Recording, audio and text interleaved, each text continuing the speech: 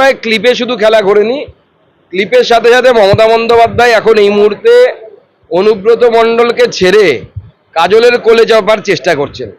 এটাকে রাজনৈতিকভাবে নেবেন, আক্ষরিকভাবে ধরবেন না, আমি সেটা বারবার ক্লিয়ার করে দিচ্ছি। কিন্তু রাজনৈতিকভাবে মমতা বন্দ্যোপাধ্যায় বীরভূম জেলার ক্ষমতা একজন তার দলেরই নেতা, মুসলিম নেতার হাতে তুলে দিচ্ছেন।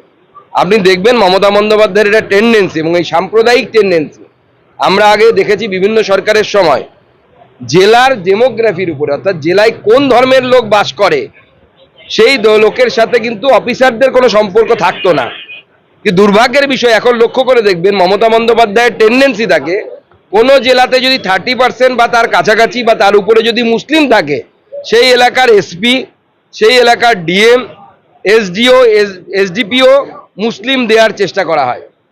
ঠিক সেইভাবে রাজনৈতিক ক্ষমতাও হিন্দু অনুব্রত মণ্ডলের হাত থেকে তুলে মুসলিম কাজল শেখের হাতে বীরভূমে তুলে দেওয়া হচ্ছে।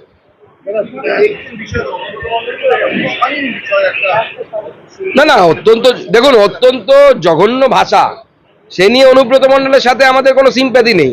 কিন্তু আমার বক্তব্য, আপনারা যদি ভেবে থাকেন যে শুধু অনুব্রত মণ্ডলই পুলিশের সাথে এইভাবে কথা বলে, তাহলে আপনারা মূর্খের স্বর্গে বাস করছেন।